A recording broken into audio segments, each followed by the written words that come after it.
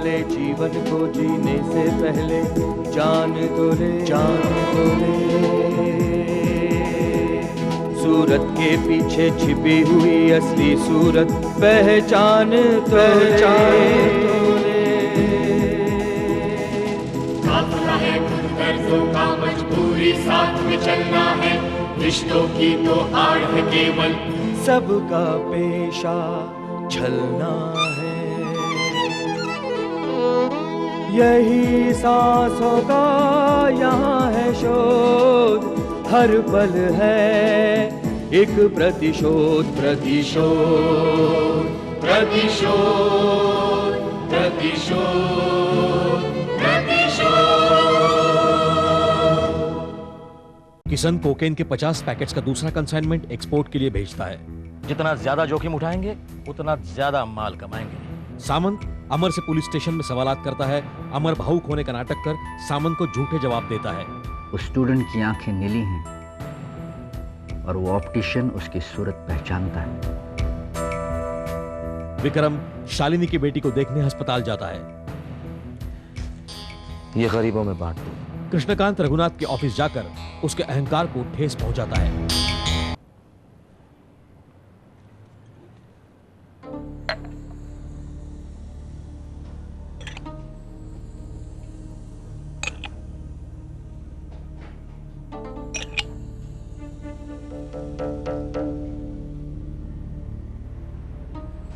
कितने हैं? 50। इसे वर्कर का ड्रेस दे दो और मैदान का गेट भी खुला करवा दो। इसे एक्सपोर्ट की कारों का कोटा दिखा दोगे तो कल सुबह तक ये सारी पैकेट्स ये उन कारों में छुपा देगा। चला ले जा।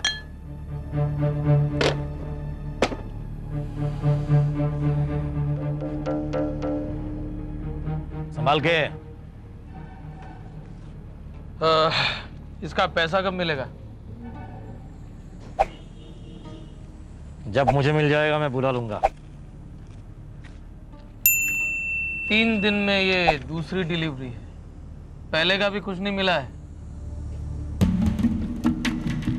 जब मेरे पास पैसा आएगा तब मैं खुद बुला लूंगा। टाइम लगेगा।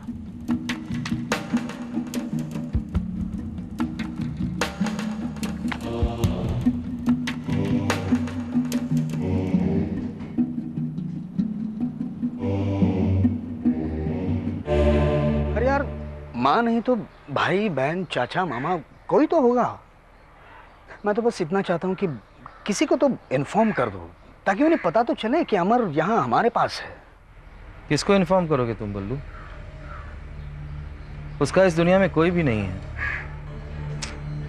ये तकदीर भी क्या अजीब खेल खेलती है। इतना स्मार्ट और होशियार लड़का और दुनिया में बिल्कुल अकेला। उसकी पेमेंट्स शुरू हो गई क्या? ऑफ कोर्स शुरू हो गई हैं। फैक्ट्री के पास उसे रहने के लिए जगह भी दे दी है। विक्रम, अगर ये अमेरिका का प्रोजेक्ट हमें मिलता है तो उसे संभालेगा कौन? मतलब? हमारे टेंडर की अमाउंट उन्हें अच्छी लगी है और अगली मीटिंग के लिए इसे अमेरिका भी बुलाया है। सच? बल्लू, मैं सोच रहा हूँ रघुनाथ से पापा का प्लांट खरीद लूं। उसके जो बचे हुए वर्कर्स हैं ना, सुना है वो भी अब स्ट्राइक पे जा रहे हैं। मतलब उसे पैसों की सख्त जरूरत है और रघुनाथ को उसकी औकात याद दिलाना भी बहुत जरूरी है। फुटपाथ से आया था, अब दोबारा उसे फुटपाथ भेजना है। नहीं विक्रम, मेरे ख्याल से हम लोग अमेरिका के प्रोजेक्ट पर ज्यादा ध्यान दे तो अच्छा होगा। रघुनाथ जी से निपटने के लिए तो हमारे पास बहुत सारा वक्त है। सुझाव तो अच्छा है तुम्हारा, लेकिन इसे देने में तुमने जरा सी देर कर दी। क्योंकि रघुनाथ के पास कृष्णकांत जी मेरा संदेशा लेकर पहुंच गए होंगे, उसे ये याद दिलाने कि विक्रम गजेंद्रनाथ कपूर का प्रतिशोध अभी तक पूरा नहीं हुआ। आप इतने बड़े मनी लेंडर हैं, आप जानते हैं बिजनेस में उतार चढ़ाव कैसे होते रहते हैं। अजी, हमने कब इनकार किया जी।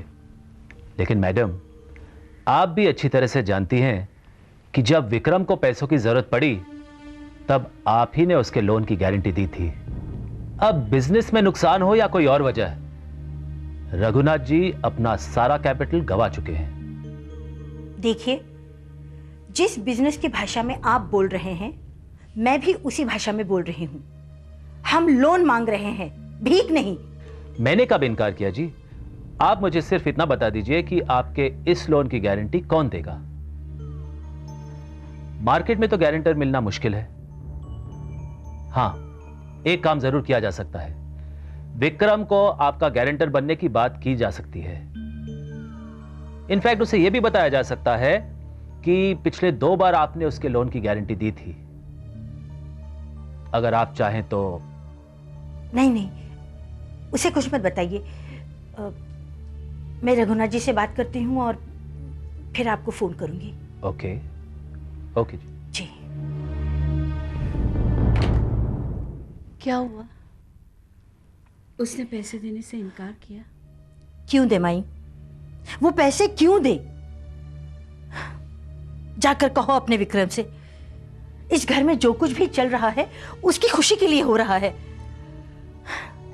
इलेक्ट्रिसिटी बिल, टेलीफोन बिल, नौकरों की तनख्वाह, इस घर पर पहले ऐसे कभी नहीं हुआ था। मेरी तो कुछ समझ में नहीं आ रहा है। लेकिन अब मैं सब कुछ समझ रही हूं माई। इस इंतकाम का साया मैं अपने बच्चे पर नहीं पड़ने दूंगी, कभी नहीं। अमर, तुम्हें कम से कम मुझे बता देना चाहिए था कि तुम सामन से मिलने जा रहे हो। मैं बात करता हूं उनसे। बल्लू, तुमने भी नहीं बताया? वो मैं तो बस इतना ही जानता था कि सावंत साहब सिर्फ फॉर्मेलिटीज के तौर पर अमर से मिलना चाहते थे। विशु के साथ क्या हुआ यही जानना चाहते थे वो बस। देखो, मैं सिर्फ भैया नहीं, बल्लू भैया बिल्कुल ठीक कह रहे हैं। सिर्फ फॉर्मेलिटीज पूरी करना चाहते थे सावंत साहब। उस दिन विशु के साथ जो कुछ भी हुआ, उसी सिलसिले में उन्होंने मुझसे सवाल पूछे। सारी बातें मुझे दोहरानी पड़ी भैया। दोबारा सब कुछ मेरी नजरों के सामने आने लगा। मुझे ऐसा लगा जैसे मेरी विशु पर किसी ने गोली चलाई। मैं वहां खड़ा देखता रह गया भैया।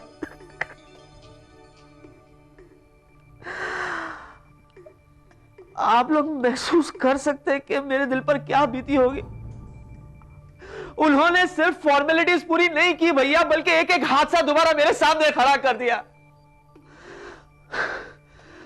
हॉस्पिटल में हुआ हमला, हॉस्टल पर हुआ हमला, जान छोड़ते वक्त विशु के साथ कौन था? जान छोड़ते वक्त विशु ने क्या कहा? ब्रदर को उसने क्या कहा? ब्रदर बस, मैं और कुछ सुनना नहीं चाहता।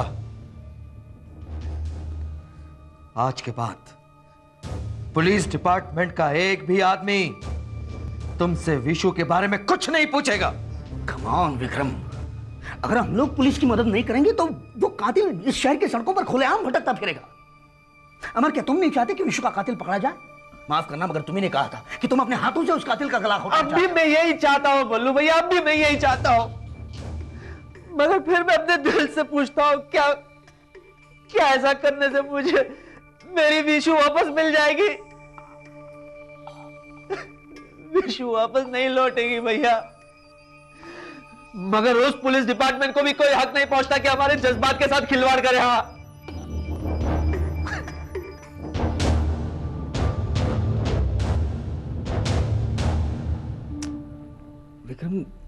विक्रम यार, हमें पुलिस का साथ देना होगा। मैंने कब इनकार किया है बल्लू? मैं सिर्फ इतना चाहता हूं कि अमर को कोई तकलीफ ना पहुंचे बस। अरे मगर वही अकेला तो गवाह है उस हादसे का। बल्लू, अमर विशु से बेहद मोहब्बत करता था। अश्विनी ने ठीक कहा, विशु की जिंदगी में एक ऐसा लड़का आया है जो उसे मेरे जितना ही प्यार करता है। हालात ने हमें जुदाई सहने के काबिल बनाया है। हम हर घाव, हर जख्म सह सकते हैं, लेकिन अमर बच्चा है यार, उसे इस किस्म का कोई तजुर्बा नहीं है। विशु ही उसकी जिंदगी में सब कुछ थी, अब विशु के बाद तो बिल्कुल अकेला हो गया है। उसी के यादों के सहारे उसे जीना है।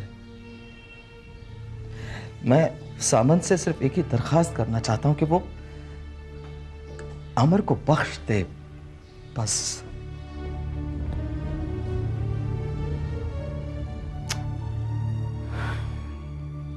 कभी नहीं बदलेगा। इस किशन का रंग मुझे ठीक नहीं लग रहा मालिक। 3 दिनों में दूसरा ऑर्डर भेजा है। उसके तेवर ठीक नहीं लग रहे हैं। पैसों के मामले में भी उससे होशियार रहना होगा। पैसा चीज ही ऐसी है यशवंत, और ये बात मुझे तभी पता चल गई थी जब मैं पहली बार उससे मिला था कि हमारी मजबूरी का फायदा किशन जरूर उठाएगा। तुम एक काम करो, जहां से किशन माल लाता है उस जगह का पता लगाओ।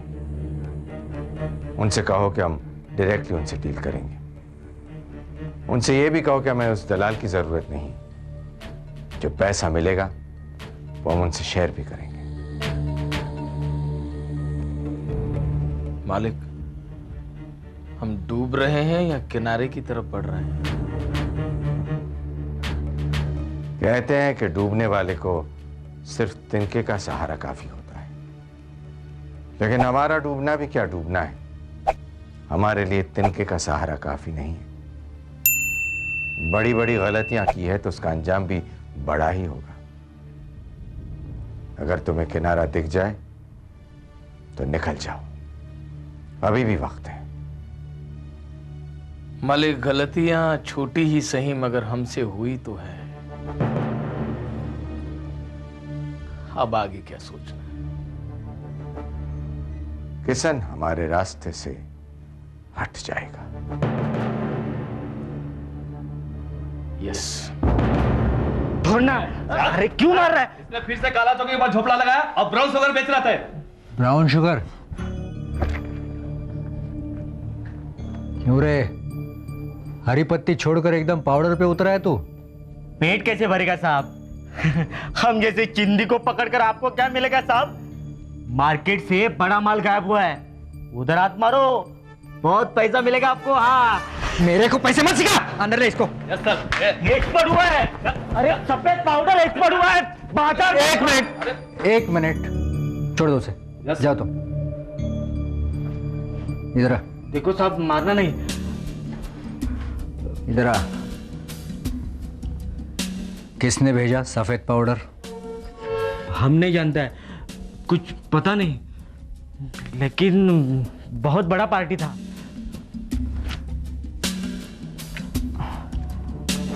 किसी बड़े कारखाने का सेट था। माल एक्सपोर्ट हुआ है हवाई जहाज से। हाँ, कसम से। कुछ और इंफॉर्मेशन मिले तो देते रहना। हाँ साहब। अभी जाओ साहब। थैंक यू साहब।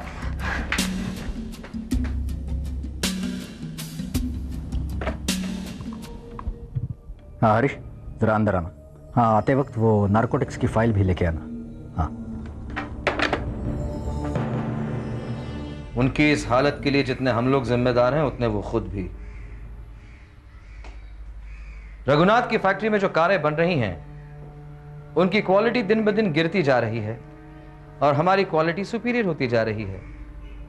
यही वजह है हमारी तरक्की की और उनकी बर्बादी की। और जहां तक उस घर का सवाल है तो उस घर से मेरा कोई ताल्लुक नहीं है। लेकिन विशु के गुजर जाने की खबर शालिनी तक पहुंचानी चाहिए थी। तुम भी कहां से कहां पहुंच जाती हो। पहले उस घर की हालत के लिए इसे जिम्मेदार ठहराया, अब बीच में विशु की बात छेड़ रही हो। क्या जरूरत है इसकी? देख बल्लू, तुम्हारी तरक्की देखकर मुझे खुशी होती है, लेकिन शालिनी को देखकर मुझे दुख भी होता है। क्या हुआ उन्हें? क्या होगा उन्हें? हर दुख को सुख में तब्दील करने की आदत है उनको। उन्हें कुछ नहीं होगा। और फिर माई, हालात इंसान को सब कुछ सिखा देते हैं। ये तू मुझे सिखा रहा है? क्या माई, तुम्हारी तो आदत है, जरा किसी का दुख देख लिया बस लगी उसके बारे में सोचने। विक्रम, तू जाकर उस नन्ही जान के आंखों में देख, फिर तुझे पता चलेगा कि मुझे दुख क्यों होता है। अरे तेरी माँ के कोख से जन्म लिया है उसने, क्या तुझे अपनी बहन को देखने का दिल नहीं करता? मैं क्यों देखने लगा उसे? अगर मुझे पता होता कि ये लड़ाई झगड़ा ये मोड़ लेगा तो मैं तुझे उस घर से निकलने ही नहीं देती है। लो लो। उमा। अश्विनी, अरे अश्विनी, क्या हुआ? क्या हुआ अश्विनी? चक्कर आ रहा है। कब से हो रहा है ये? 2-3 दिन हो गए। तुमने मुझे बताया क्यों नहीं? अरे तुझे फुर्सत हो तो बताएगी ना, जब देखो तब कारें और फैक्ट्री के बारे में ये सोचते हो। चलो चलो आराम करो, चलो जाओ अंदर, अंदर जाओ, आराम कर लो तुम। यार कमाल है यार बल्लू, 2 दिन हुए इसकी तबीयत खराब है और मुझे पता तक नहीं। What nonsense is this? Vikram, मेरे ख्याल से तुम दोनों के एक छोटे से ब्रेक की जरूरत है। शादी के बाद आशु को तुम कहीं बाहर घुमाने भी नहीं ले गए। जाओ यार, तुम दोनों कहीं होकर आओ। यार कैसे जाऊं मैं? कारोबार से जरा सा ध्यान हट जाता है ना तो ये चील कौवे सारे प्रोजेक्ट्स हमारे हाथ से उड़ा ले जाएंगे। और अश्विनी भी जानती है इस बात को। कैसे जाऊं मैं? मेरी तो कुछ समझ में नहीं आ रहा है। मैं समझाती हूँ। अब दुनिया देखने दोनों को नहीं, तीनों को जाना पड़ेगा। माई, अब इन दोनों के साथ मैं नहीं जा सकता। मैं तेरी बात नहीं कर रही हूँ, मैं छोटे जवान की बात कर रही हूँ। लो, अब ये छोटा जवान का। अबे माई, तुम सच कह रही हो? ए माई, जल्दबाजी मत करना। कंफर्म कराने के लिए डॉक्टर को बुलाते हैं। पागल है क्या तू? मैं तेरी माँ नहीं बनी थी क्या? विक्रम, जाकर मिल। जा। माई,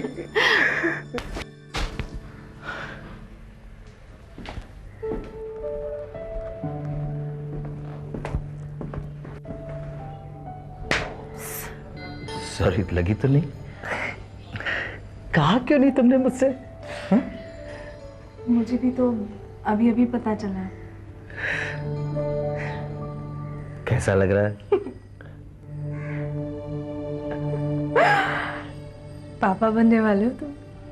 और तुम मम्मी। खुश हो ना? कैसी बातें कर रही हो तुम? जिंदगी में हमेशा खुशियां तो दी है तुमने मुझे, हर बुरे वक्त में साथ दिया है तुमने मेरा, हर बेइज्जती को सहा है तुमने। अपने पिता का घर छोड़कर तुम मेरे। बस अब और नहीं सुन सकती मैं। कहने दो मुझे, आज मत रोको। आज तक तो मैं सिर्फ अपने प्रतिशोध में उलझा रहा, मगर आज जिंदगी का नया मकसद दिया है तुमने मुझे। अब एक छोटी सी उंगली पकड़कर एक खूबसूरत राह पे हम दोनों चलने लगेंगे, और वो छोटे छोटे कदम हम दोनों को चलना सिखाएंगे। अब कैसे तबीयत है उसकी? ठीक है। विक्रम तो अश्विनी को एक पल के लिए भी नहीं छोड़ता, वही ख्याल रखता है उसके खाने पीने का। बहुत खुश होगा ना वो? बहुत खुश है। छोटा सा था, किसी से बातें करने के लिए भी शर्माता था। कितना सादा था वो, उसकी आंखें हमेशा कहीं खोई रहती थी। आज वो पिता बनने जा रहा है। सच माई, ये बेटे भी कैसे होते हैं ना, जब तक समझ नहीं होती दुनिया का डर रहता है, मां के इशारे के बिना एक कदम नहीं उठाते। जरा सी अक्ल आई कि बस बड़े हो जाते हैं। शालू, पंछी अपने बच्चों को उड़ना नहीं सिखाते, शेर अपने बच्चों को शिकार करना नहीं सिखाता, वो अपने आप सीख जाते हैं। बिल्कुल ठीक कहा माई तुमने। आजकल इंसानों में और जानवरों में कोई फर्क नहीं है। माई, विक्रम को देखने को बहुत मन कर रहा है। अश्विनी से शादी करके उसने ये तो साबित कर दिया कि उसके लिए दोस्तों से बढ़कर इस दुनिया में और कोई नहीं है। शालू, क्या उसके शादी के निर्णय से तुम खुश नहीं हो? क्या फर्क पड़ता है? जिस तरह मुझे बुलाने के लिए उसने अपने दोस्तों का सहारा लिया, उसी तरह अब मेरे पास भी एक बहाना है उसे भुलाने के लिए। इसी के सहारे जिंदगी गुजार लूंगी। भुला पाओगी उसे?